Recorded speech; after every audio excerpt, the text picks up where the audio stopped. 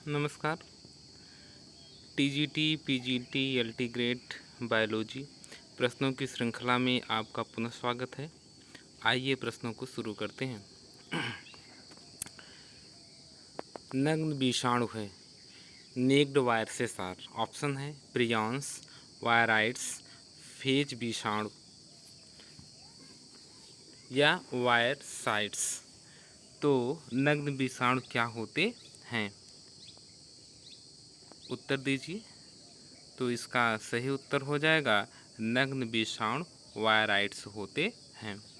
आपको बताते चलें, वायराइड्स आरएनए के बने हुए नग्न कण होते हैं। यह रोग कारक होते हैं तथा सजीव कोशिका में प्रवेश करने पर विषाणुओं की भांति बहुगुणित अर्थात मल्टीप्लाई होने लगते हैं। अगले क्वेश्चन पे चलते हैं।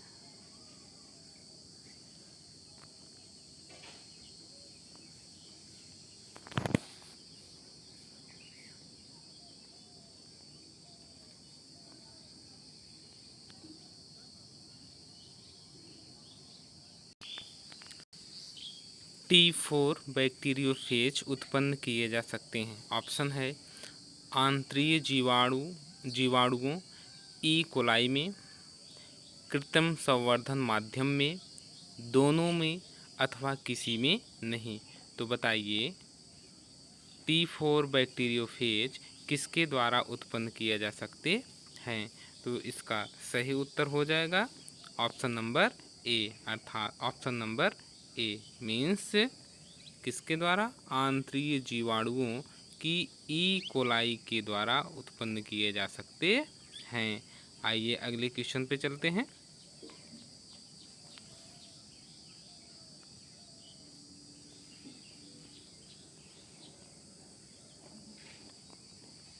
विरियॉन का अर्थ है, विरियॉन का क्या अर्थ है? ऑप्शन है वायरस का कैप्सिड, वायरस की पूर्ण अवस्था, वायरस का न्यूक्लिक अम्ल अथवा मृत वायरस।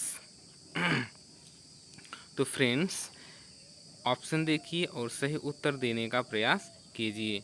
तो फ्रेंड्स इसका सही ऑप्शन हो जाएगा क्या? मृत वायरस अर्थात डेड वायरस होते हैं। आपको बताते चलें, एक अक्रिय वायरस को विरियॉन कहा जाता है।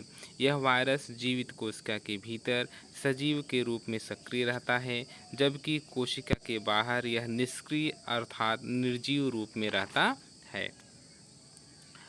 अगले क्वेश्चन पे चलते हैं।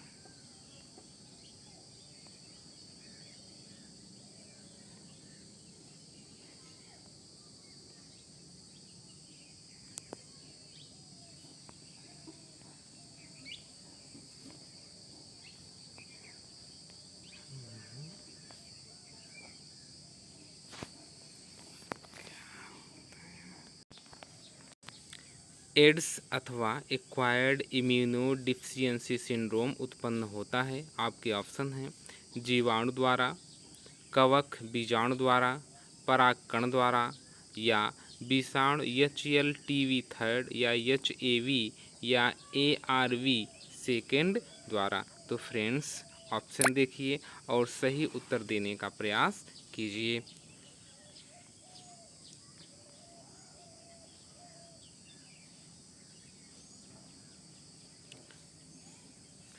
तो इसका सही उत्तर हो जाएगा ऑप्शन नंबर डी, अर्थात विषाणु HLTV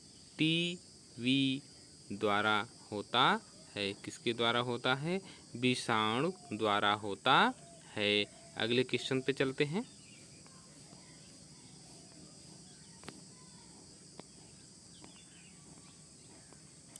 निम्न में से किस विषाणु में सूचना प्रवाह उल्टा अर्थात आरएनए से डीएनए की तरफ होता है? आपके ऑप्शन हैं TMV में, HIV में, रियो वायरस में अथवा इन सभी में। तो फ्रेंड्स ऑप्शन देखिए और सही आंसर देने का प्रयास कीजिए। तो फ्रेंड्स इसका सही उत्तर हो जाएगा ऑप्शन नंबर बी, अर्थात HIV में ऐसा होता है। आपको बताते चलें, HIV एक जटिल आवरण युक्त रिट्रोवायरस अर्थात इन्वेलप्ड रिट्रोवायरस होता है। इसमें प्रतिवर्ती transcriptase enzyme reverse transcriptase enzyme की उपस्थिति के कारण सूचना प्रवाह उल्टा अर्थात आरएनए से डीएनए की तरफ होता है। आइए अगले क्वेश्चन पे चलते हैं। एक जीवाणुभोजी में होता है, तो बताइए एक जीवाणुभोजी में क्या होता है। आपके ऑप्शन हैं राइबोन्यूक्लिक अम्ल, कार्बन और नाइट्रोजन, प्रोटीन और न्यूक्लिक अम्ल, केवल प्रोटीन। तो फ्रेंड्स ऑप्शन देखिए और सही उत्तर देने का प्रयास कीजिए। तो फ्रेंड्स इसका सही उत्तर हो जाएगा ऑप्शन नंबर सी अर्थात एक जीवाणुभोजी में प्रोटीन और न्यूक्लिक अम्ल दोनों पाए जाते हैं। आइए अगले क्वेश्चन पे चलते हैं। जीवाणुभोजी है, जीवाणुभोजी अर्थात बैक्टीरियोफेज क्या होते हैं। आपके ऑप्शन हैं एक जीवाणु जो विषाणु को संक्रमित करता है, अथवा एक विषाणु जो जीवाणु को संक्रमित करता है, अथवा एक जीवाणु जो शैवाल को संक्रमित करता है, या इनमें से कोई नहीं। फ्रेंड्स ऑप्शन देखिए और सही उत्तर देने का प्रयास कीजिए। तो डियर फ्रेंड्स इसका सही उत्तर हो जाएगा ऑप्शन नंबर बी अर्थात एक जीवाणुभोजी बैक्टीरियोफेज एक विषाणु होता है जो जीवाणु को संक्रमित करता है। आइए अगले क्वेश्चन पे चलते हैं। HIV जैसे रिट्रो विषाणुओं में कौन सा एंजाइम पाया जाता है। आपके ऑप्शन हैं DNA polymerase, DNA ligase, RNA polymerase, reverse transcriptase. तो फ्रेंड्स बताइए कि एक रिट्रोवायरस अर्थात HIV में कौन सा एंजाइम पाया जाता है। तो फ्रेंड्स इसका सही ऑप्शन हो जाएगा ऑप्शन नंबर डी अर्थात रिवर्स ट्रांसक्रिप्टेज पाया जाता है। अगले क्वेश्चन पे चलते हैं। पादप विषाणु जिसमें डीएनए पाया जाता है वह है। तो फ्रेंड्स बताइए कि पादप विषाणु जिसमें डीएनए पाया जाता है वह कौन सा है। आपके ऑप्शन है caulimo virus, tobacco mosaic virus, potato mosaic virus, अथवा पाउल्स वायरस। फ्रेंड्स ऑप्शन देखिए और सही उत्तर देने का प्रयास कीजिए। तो फ्रेंड्स इसका सही उत्तर हो जाएगा ऑप्शन नंबर ए अर्थात कैलिमो वायरस। तो पादप विषाणु जिसमें डीएनए पाया जाता है वह कैलिमो वायरस होता है। आपको बताते चलें कैलिमो वायरस कैलिमोविरिडी कुल का जीनस है। यह मुख्यतः पौधों को संक्रमित करता है। इसमें डीएनए का दोहरा गुणसूत्र अर्थात डबल स्ट्रैंडेड डीएनए पाया जाता है। अगले क्वेश्चन पे चलते हैं।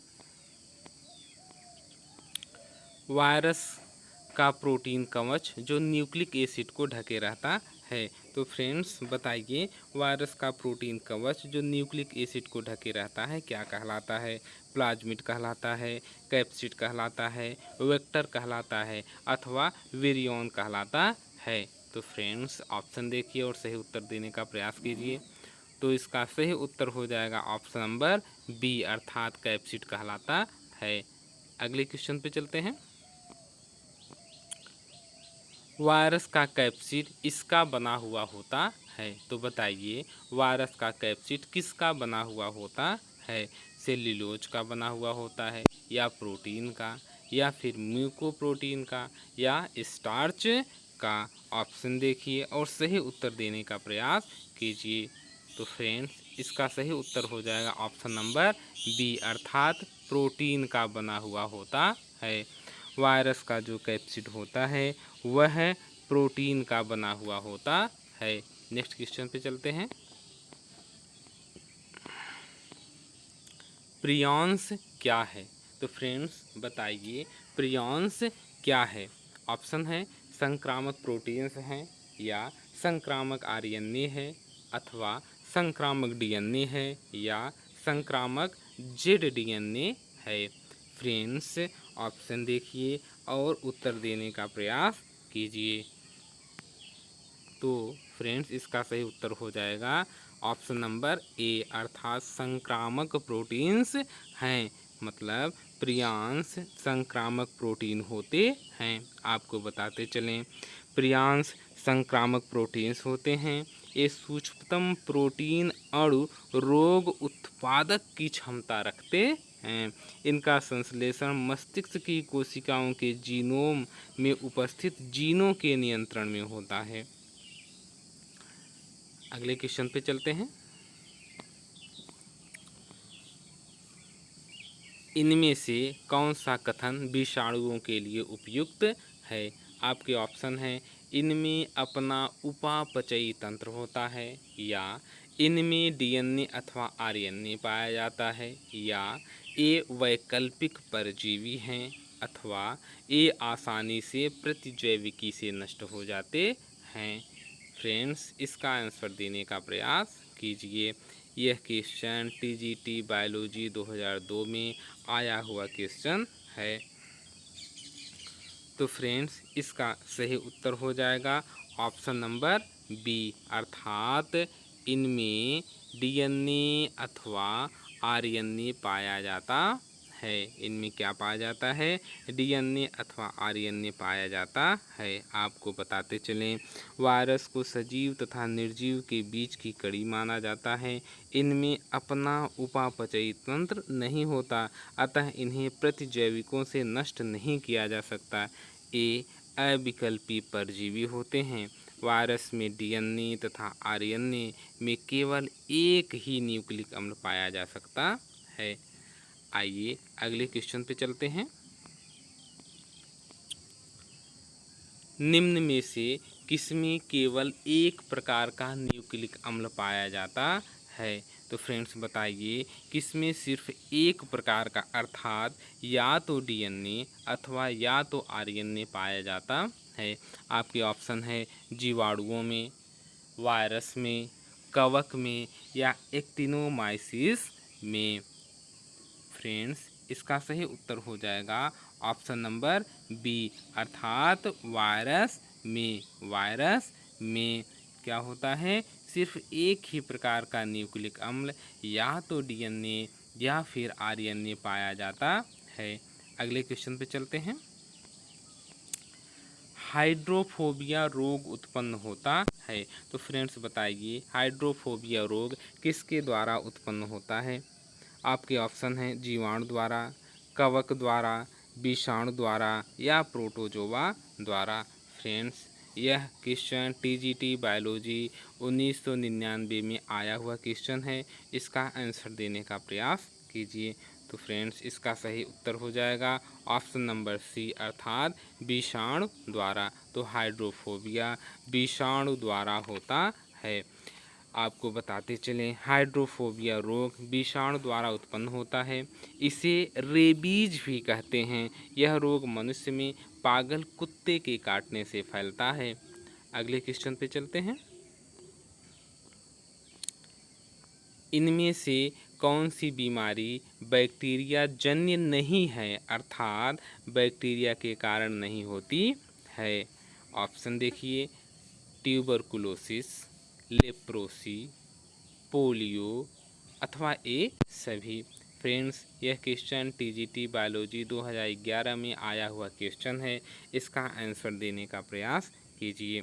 तो इसका सही आंसर हो जाएगा ऑप्शन नंबर सी, अर्थात पोलियो। यह बैक्टीरिया जन्य नहीं है, बल्कि यह वायरस की वजह से होता है। आपको बताते चलें, पोलियो एक संक्रामक रोग है जो पोलियोमाइलिटिस विषाणु द्वारा होता है। इसमें रोग कारक जीव का संचारण दूषित भोजन अथवा जल से होता है, जो तंत्रिका तंत्र को प्रभावित करता है। यह विषाणु मस्तिष्क तथा मेरुरज्जु मतलब स्पाइनल कार्ड में पहुंचकर तंत्रिका ऊतकों को नष्ट कर देता है। इसके परिणाम स्वरूप मस्तिष्क पेशियों को कार्य करने का जो निर्देश देता है, उसे तंत्रिकाएं उन तक पहुंचाने में अक्षम हो जाती हैं और पैरालिसिस की स्थिति उत्पन्न हो जाती है। पोलियो बीमारी मुख्यतः बच्चों को प्रभावित करती है। इससे बचाव के लिए प्रारंभिक समय में ही टीके लगाए जाते हैं। अगले क्वेश्चन पे चलते हैं। बैक्टीरियोफेज जो संक्रमण के समय कुछ ही समय में जीवाणु का संलयन कर देता है कहलाता है। तो बताइए, बैक्टीरियोफेज जो संक्रमण के कुछ ही समय में जीवाणु का संलयन कर देता है क्या कहलाता है? ऑप्शन है आपके प्रणालीगत, उग्र, प्रतिरक्षी या संयमी। यह क्वेश्चन पीजीटी बायोलॉजी 2003 में आया हुआ प्रश्न है। तो डियर फ्रेंड्स, इसका सही आंसर हो जाएगा उग्र, अर्थात वायरुलेंट कहलाता है। अगले क्वेश्चन पे चलते हैं।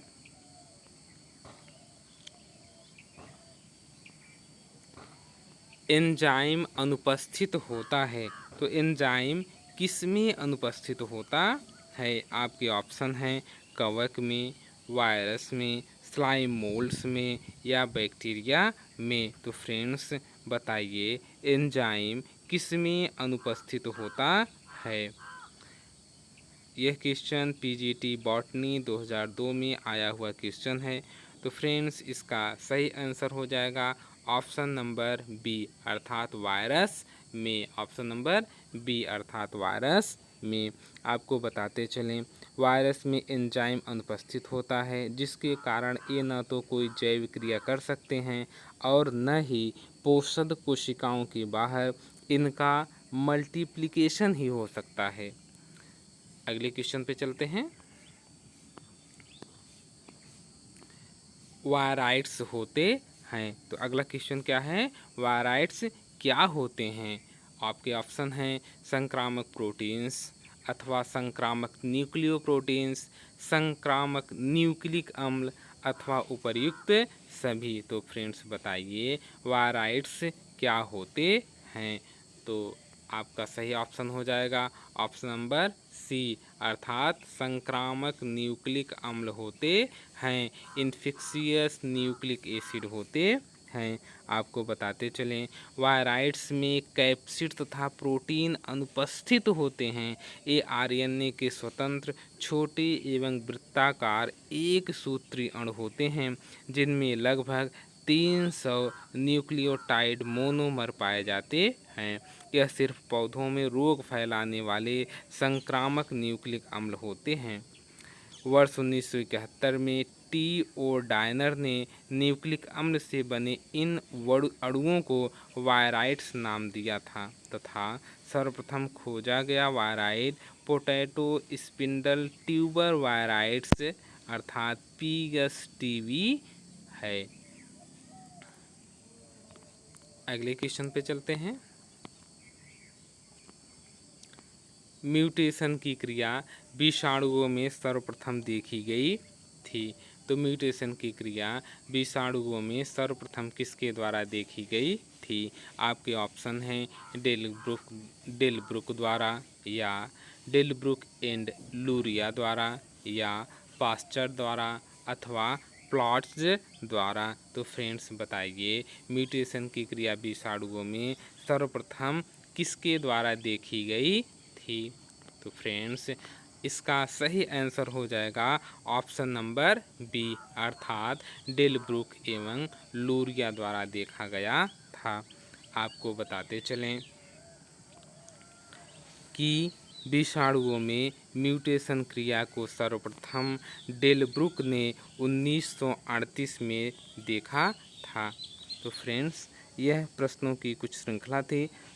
इसी के साथ यह प्रश्नों की श्रृंखला समाप्त होती है। आप लाइक, सब्सक्राइब और शेयर करना न भूलिएगा। धन्यवाद।